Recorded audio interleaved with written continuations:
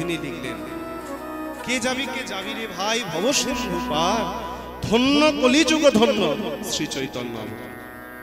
অর্থাৎ এই কলিযুগে, কলিযুগ মাঝারে শ্রী শচীন নন্দন গৌরসুন্দর এলেন আমার মতো জীবকে উদ্ধার করবার জন্য।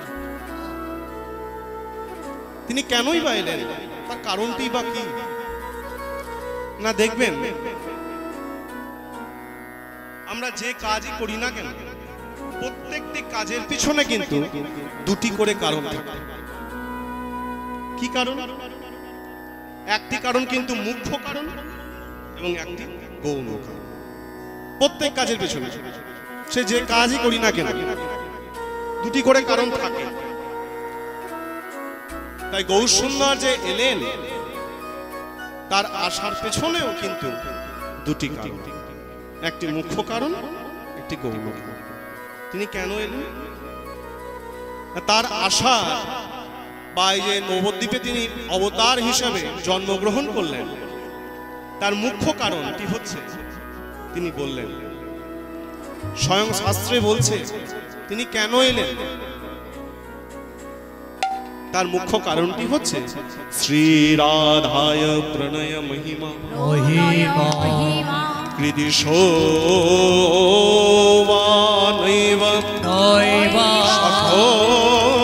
জনাত ভূত মধুরে কৃতি শোভা মোদিয়ম মদনো ভবতু কৃতি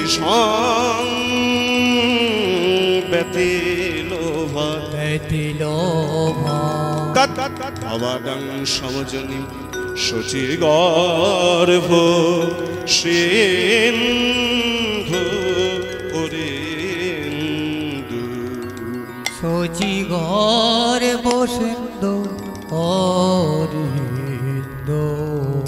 তাই তার আশা বা আগমনের মুখ্য কারণটি হচ্ছে শ্রী রাধায় প্রণয় মহিমা কৃতি শোভনৈব সাধ্যৌ জনাত ভূত মধুরিমা কৃতি শোভামদি সক্ষং চাষা মদনুভবতু কৃতি সং ব্যতিলোভা তৎ ভবাডং সমজনি শচী গর্ভ সিন্ধু। অর্থাৎ সেই কথাটির বা শ্লোকটির অর্থ কি? শ্লোকটির অর্থ হচ্ছে শ্রী রাধার প্রেমের কি মহিমা কে জানবেন? স্বয়ং কৃষ্ণচন্দ্র। তিনি জানতে চেয়েছিলেন শ্রীমতী রাধারানী হা কৃষ্ণ বলে কেঁদে কি যে সুখ পায় তাও তিনি জানতেন, এবং শ্রীমতী রাধারানী কৃষ্ণ নাম করে কতই বা আনন্দ পায় তাও তিনি জানতেন। তাই তিনি এই কলিযুগ মাঝারে শ্রীরাম নবদ্বীপ মাঝে গৌরসুন্দর হয়ে অবতীর্ণ হন। এটি কিন্তু মুখ্য কারণ, তার গৌরবতারের মুখ্য কারণ। এবং আরেকটি কিন্তু গৌণ কারণও আছে। গৌণ কারণটি কি?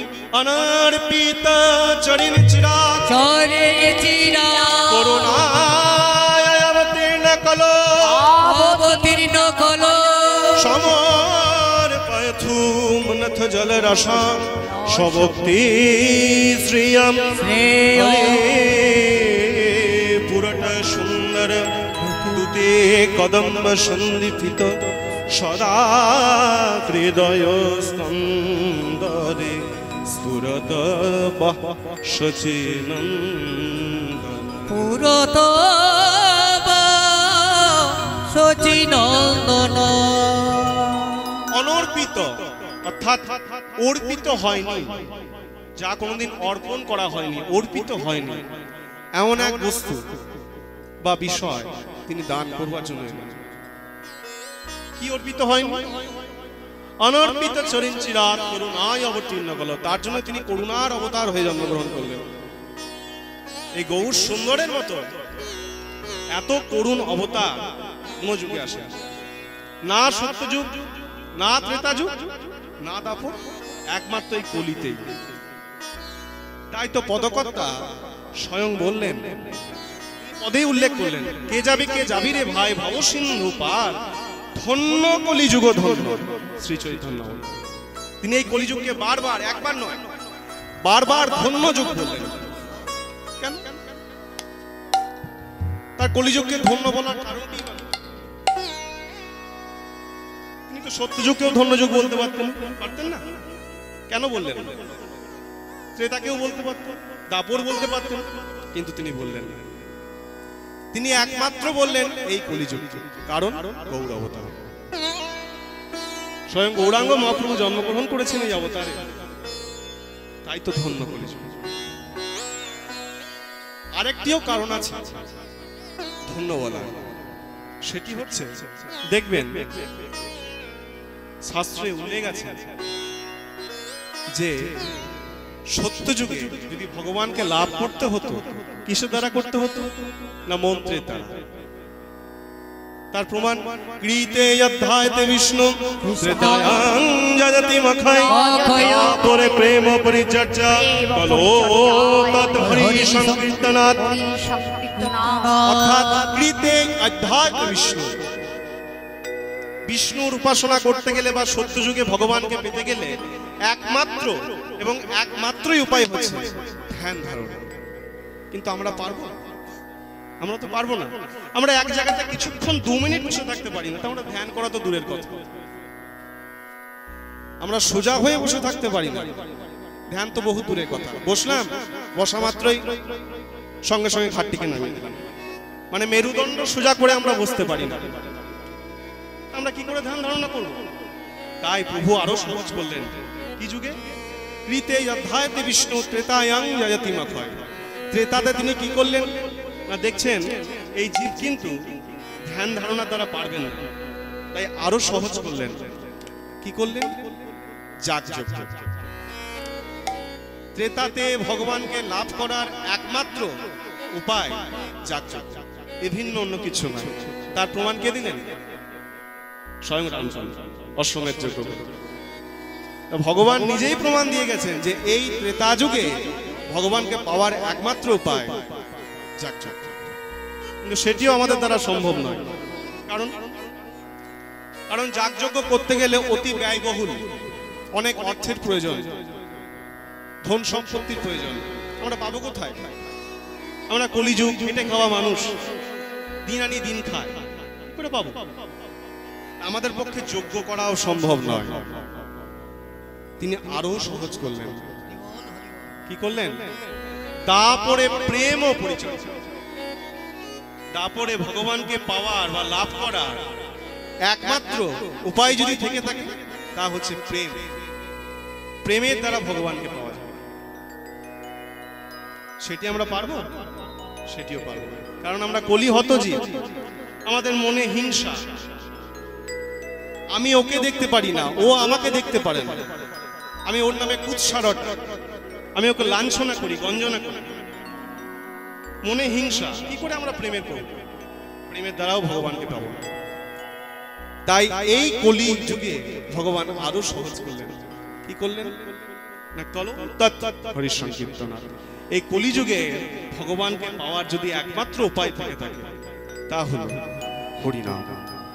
তাই তো ভগবান স্বয়ং বলে গেলেন হরের নামৈব হরের নামৈব হরের নামৈব কেবলম কেবলম কলো নাস্তেব নাস্তেব গতিরন্যথা নাস্তেব গতিরন্যথা। স্বয়ং মহাপ্রভুই বলে গেলেন কলিযুগে নাম ছাড়া কোনো গতি নাই, গতি নাই, গতি নাই। একবার বললেন না, তিনি তিনবার বললেন গতি নাই, গতি নাই, গতি নাই। তাই এই কলিযুগে ভগবানকে যদি পেতে পারি তার একমাত্র উপায় নাম, তাছাড়া কোনো গতি নেই। তাই শ্রীমান মহাপ্রভু এলেন নাম বিতরণ করবার জন্য। সেটি পদকর্তা উল্লেখ করছে, কে যাবি কে যাবি রে ভাই ভবসিন্ধু পার, ধন্য কলিযুগ ধন্য শ্রী চৈতন্য অবতার, শ্রী চৈতন্য অবতার। তিনি পরক্ষণেই বলছেন তিনি শচীর গর্ভ সিন্ধু রতন হয়ে এসেছেন। তাহলে আমাদের মনেও তো প্রশ্ন জাগতে পারে, আমাদের গর্ভে কি শচী নন্দন আসবেন না? তিনি শচীর নন্দন হয়ে এলেন, শচী সুত হয়ে এলেন, তাহলে আমাদের মতো জীবের গর্ভে কি গৌর সুন্দরের উদয় হবে? হবে। কখন হবে? না, আমাদের গর্ভটিকে সূচি গর্ভে যখন পরিণত করতে পারবো তখনই আমাদের শচীন নন্দন গৌর সুন্দরের উদয় হবে। তার জন্য কি করতে হবে? না গুরুচরণ আশ্রয় করতে হবে, নাম গুণগান গাইতে হবে, তাহলে গর্ভটি আমাদের সূচি গর্ভ হবে, তখনই শচীন নন্দন গৌর সুন্দরের আমাদের মতনও গর্ভ তার উদয় হবে। তাই এটি পদকর্তা বর্ণনা করলেন। কিন্তু আমাদের মতো জীবে সেই ভগবানকে মানতে পারলাম না, মেনে নিতে পারলাম না। তার কারণ দেখুন, আমরা যে গৌর সুন্দর নিয়ে আমরা গৌরচন্দ্র আস্বাদন করছি, এর থেকেও কিন্তু আমরা যতটা না নিতাই গৌরকে নিয়ে আলোচনা করি বা আমাদের আলোচনা আছে, তার থেকে কিন্তু বেশি রাধাকৃষ্ণকে নিয়ে আলোচনা করি, কারণ তার সম্বন্ধে বেশি জানি আমরা। আমাদের নিতাই গৌরকে নিয়ে কিন্তু সেই চর্চা নেই। আছে? আচ্ছা, এখানে যদি আমি মা দিকে জিজ্ঞেস করি, আচ্ছা মা বলুন তো, সত্যযুগের ভগবান কে? সত্যযুগের ভগবান? হ্যাঁ ঠিক, সত্যযুগের ভগবান হচ্ছেন নারায়ণ। ত্রেতা যুগের ভগবান রামচন্দ্র। তারপরের ভগবান কৃষ্ণচন্দ্র। আর এই কলির ভগবানকে আমাদের মনের সংশয়। কেউ বলছে ওই ঠাকুরই ভগবান, কেউ বলে উঠলো এই মানুষই হচ্ছে ভগবান। আমাদের মনে তো সংশয়, কারণ আমরা একটি কথা একবারে কখনো বিশ্বাস করতে পারিনি। এটা আমাদের ধর্ম, এটা কলিযুগের কলির গুণ, এটা আমাদের কোনো দোষ নয়। এটা কলির গুণে আমরা একটি কথা একবারে বলে বিশ্বাস করতে পারি না। অর্থাৎ আমি হয়তো আপনাদের কাছ থেকে কোনো প্রশ্ন জানতে চাইলাম, জানলাম, উত্তর পেলাম, কিন্তু সেই উত্তর পাওয়া সেটি আমার মনের মধ্যে সংশয় থাকে, ঠিক বললো তো? আমি কিন্তু আবার অপর একজনকে জিজ্ঞেস করব, ভাই কথাটা ঠিক বলেছে? তাহলে আমাদের মনের মধ্যে সংশয় আছে। তাই নিতাই গৌরকে কিন্তু আমরা বিশ্বাস করতে পারলাম না তিনিই ভগবান। এই কলিযুগে যদি কেউ ভগবান থেকে থাকে, তা নিতাই গৌর পাদপদ্ম বিনা আর কেউ, একমাত্র শচীন নন্দন গৌর সুন্দর এবং নিতাই চাঁদ। নিতাই চাঁদ এলেন কোথায়? এই আমাদের জেলায়, বীরভূম এক চক্রা। আমাদের কত সৌভাগ্য, স্বয়ং নিতাই চাঁদ এসেছেন আমাদের ঘরে, কিন্তু আমরা সেই নিতাই চাঁদকে মানলাম না, সেই গৌর সুন্দরকে মানলাম না। আমরা বিশ্বাসই করতে পারলাম না যে সেই গৌর সুন্দর এই কলিযুগের ভগবান। যাই হোক, সেই গৌর সুন্দর এলেন আমাদের মতো জগজীবকে পার করবার জন্য। তাই এক ভক্ত আর এক ভক্তকে জিজ্ঞেস করছে, ও হে ভক্ত, তুমি যে বললে তোমার গৌর নাকি পাড়ের নৌকা নিয়ে দাঁড়িয়ে আছে, তা ঘাটটি তো বেশ ভালো, তোমার গৌরের ঘাটটি কেমন বলো শুনি। আমার গৌরের ঘাটটি কেমন শুনবে? তবে শোনো, আমার গৌরের ঘাটটি কেমন। আমার গৌরাঙ্গের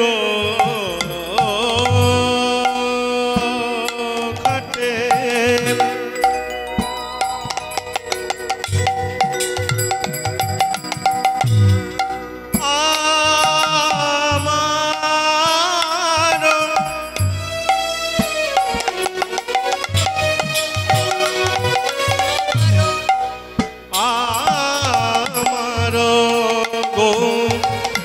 রঙের ঘাটে আমার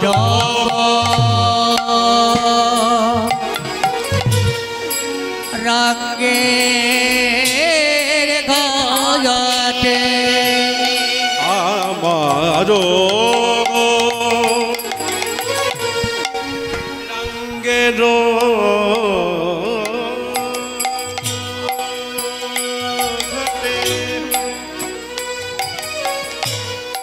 আমার গৌরাঙ্গের ঘাটে আদান খেবার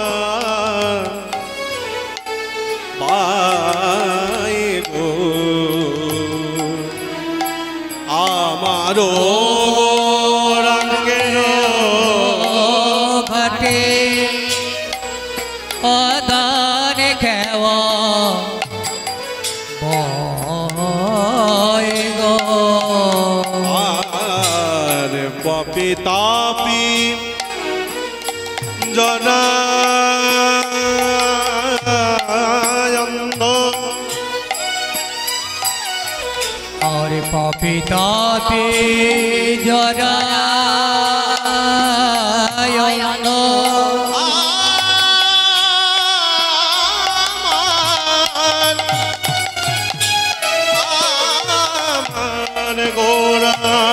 গৌরাঙ্গের ঘাটে পাপি তাপি জরায়ন আজ সকলি পার হয় গো সকলি পার হয়। করি লাগে না লাগে না ওরে লাগে না লাগে না লাগে না লাগে না ওরে লাগে না লাগে না দাই তারে পারে করে লাগে না লাগে না তারে পার করে লাগে না লাগে না দাই তারে পারে করে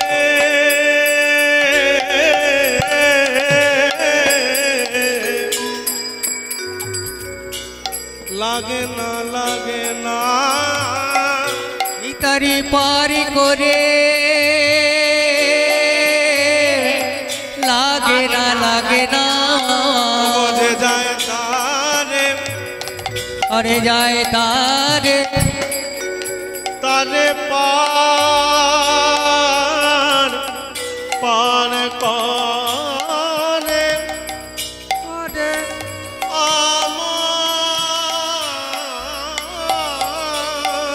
গো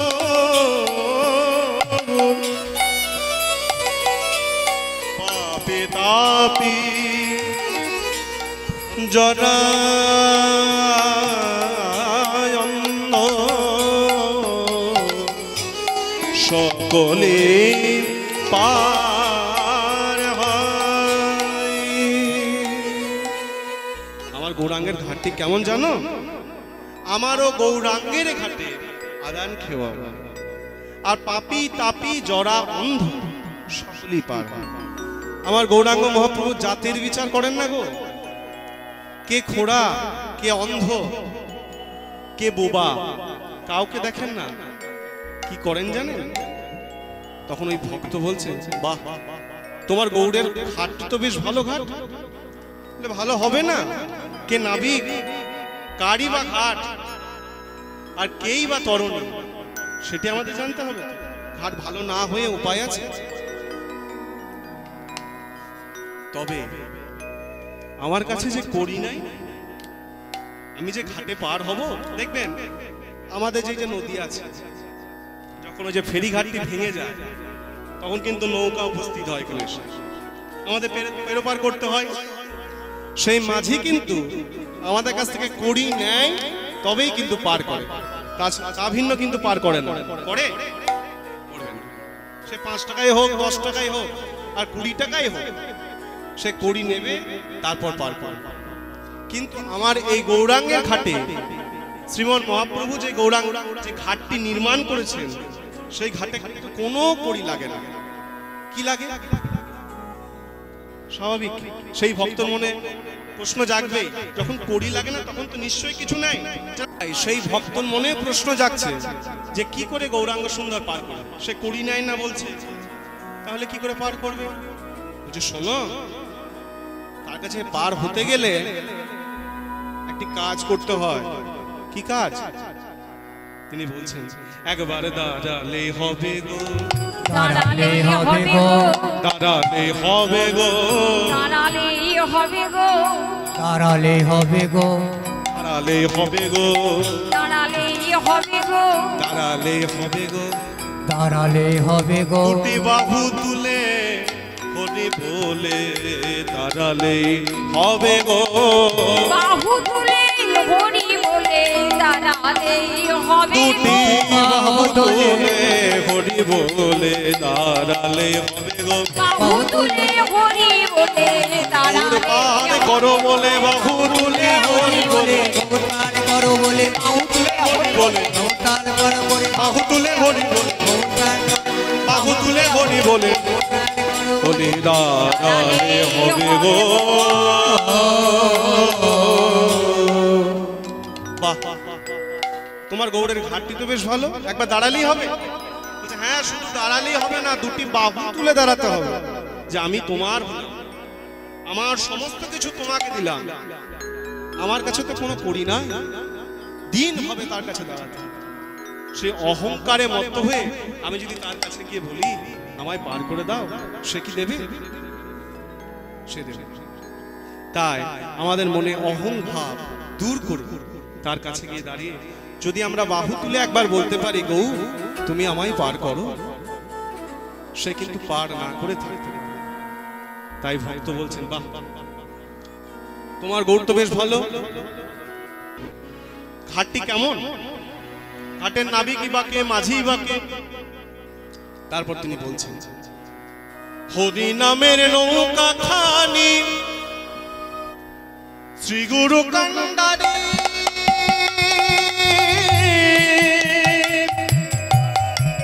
সংকীর্তন কেরালো দুবাহু পশারি।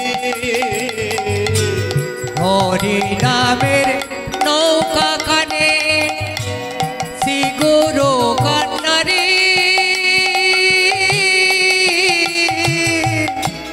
সংকীর্তন কেরবলো দুবাহু পশারি। হরি নামের নৌকা খানি শ্রী গুরু কান্ডারি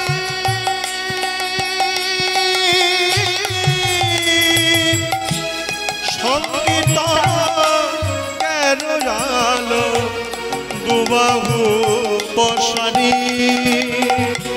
হরি নামের নৌকা খানি শ্রী কান্ডারি সংকীর্তন কেরবলো দুবাহু পশারি। দেখো কান্ডারি হয়েছে, দেখো কান্নারি হয়েছে ওই দেখো দেখো তোমরা সে যে কান্ডারি হয়েছে। দেখো কান্নারি হয়েছে আমার দয়াল গুরু কৃপা করে সে যে কান্ডারি হয়েছে। আমার দয়াল গুরু কৃপা করে সে যে হরি নামের তরণী লয়ে, দয়াল প্রভু কৃপা করে সে যে হরি নামের তরণী লয়ে, দয়াল প্রভু কৃপা করে সে যে হরি নামের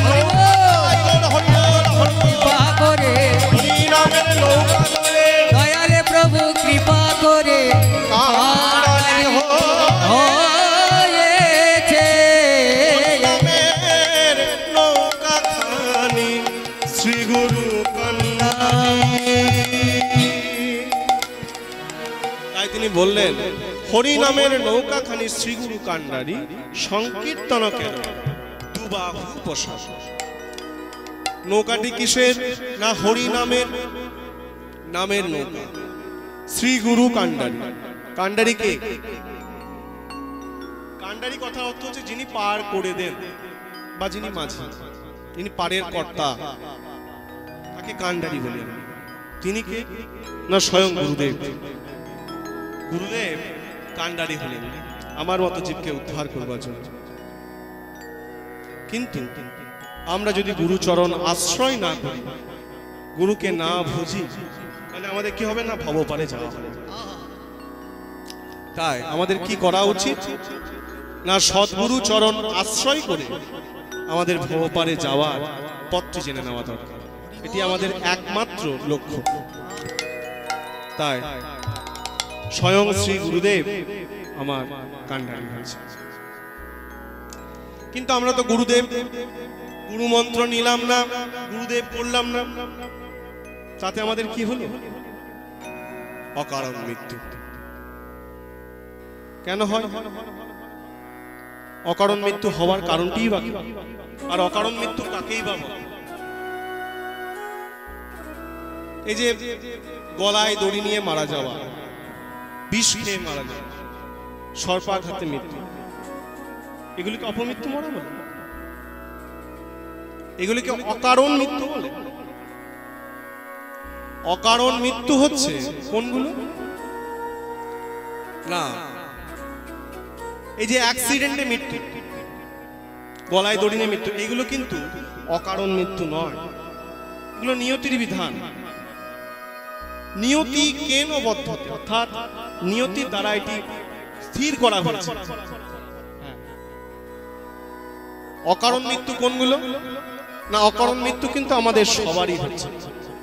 ক্ষণিকের উন্মাদনায় আমরা যে কতবার মরছি তা আমরা নিজেই জানি। তাই সেই ভবপারে যাওয়ার পথ একমাত্র গুরুদেবের কাছে। এই মরা এবং বাঁচা মন্ত্র জানে, তাই তো তিনি গুরুদেব। তাই যাই হোক, সেই হরিনামের নৌকাখানি তিনি নির্মাণ করলেন এবং আমাদের মতো জীবকে নিয়ে যাবেন। আর কি করছেন? এবার পদকর্তা এক পাশে দাঁড়িয়ে আছে। তিনি কি বলছেন? তিনি বললেন, যত্র জীব হইল পার প্রেমের বাতাসে পড়িয়া রহিল লোচন আপন কর্ম দোষী।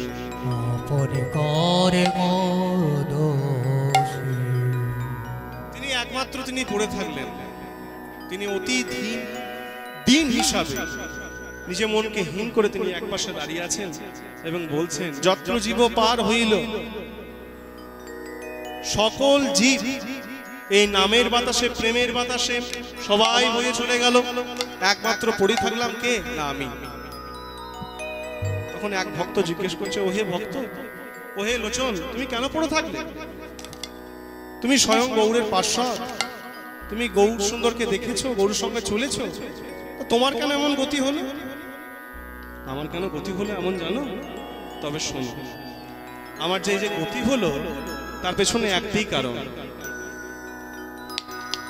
আমি মঞ্চ বেঁধে বসেছিলাম, মঞ্চ বেঁধে বসেছিলাম, আমি মঞ্চ বেঁধে বসেছিলাম, আমি মঞ্চ বেঁধে বসেছিলাম, অহংকারে মত্ত হয়ে আমি মঞ্চ বেঁধে বসেছিলাম, অহংকারে মত হয়ে মঞ্চ বেঁধে বসেছিলাম।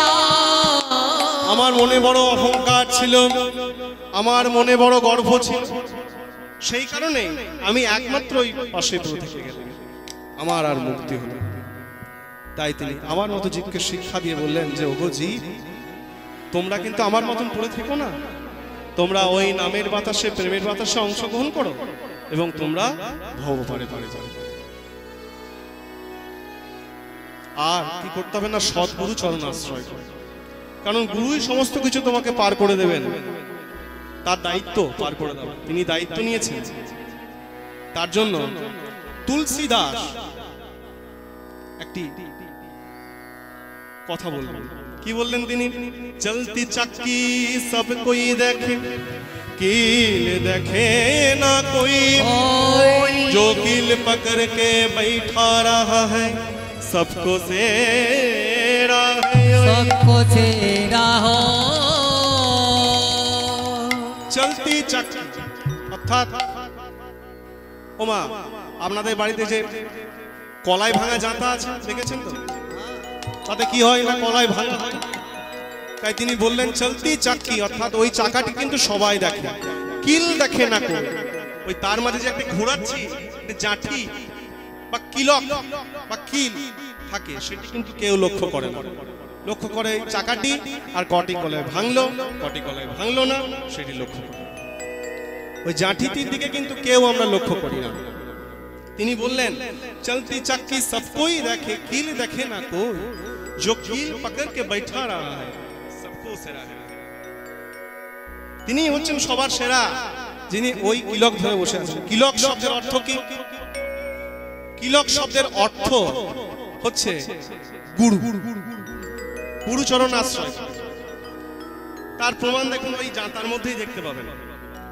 যখন দেখবেন কলাই ভরে দিই, জাঁতার ভিতরে কলাই ভরলাম, কলাই ভরার পরে কি করি, কি করি কলাই ভরার পরে গড় গড় গড় গড় গড় ঘুরিয়ে দিলাম। তাতে কি হলো, সে ঘুরিয়ে দেওয়ার পরেই কিন্তু আবার জাঁতাটা তুলি, দেখি কটাই কলাই ভাঙলো আর কটি কলাই ভাঙেন। দেখবেন যেগুলো কিন্তু ওই কিলক বা কিল ওই লাঠিটির চারপাশে ছিল তারা কিন্তু ভাঙেনি, তারা যেমনকার গোটা গোটা কলায় সেই রকমই আছে। আর ওই যেগুলি ওই জাঁঠিটি থেকে বা কিলক থেকে অনেকটা দূরে ছিল তারা কিন্তু সব ভেঙে গেছে। কেন ভেঙেছে? তাদের গুরুচরণ আশ্রয় হয়েছে। তাই কলাইগুলো যখন গুরুচরণ আশ্রয় করলো বা কিলকের আশ্রয় নিল, তখন তারা কি হলো না, তাদের অকারণ মৃত্যু হলো। তাই তিনি স্বয়ং বলে গেলেন তুলসীদাস চলতি চাক্কি সব কোই দেখে, কিল দেখে না কোই, जो कील पकड़ के बैठा रहा है सबको सेरा है। তাই আমাদের কিলকের আশ্রয় নিতে হবে, গুরুচরণ আশ্রয় নিতে হবে। সেটাই কিন্তু আবার পদকর্তা লোচন দাস যে আমি একমাত্র পড়ে থাকলাম। তাই তিনি বললেন যত্র জীব হইল পার, হইল পার প্রেমের বাতাসে, প্রেমের বাতাসে, পড়ে আর হিল লোচন আপন কর্ম দোষে, আপন কর্ম দোষে, আপন কর্ম দোষে রে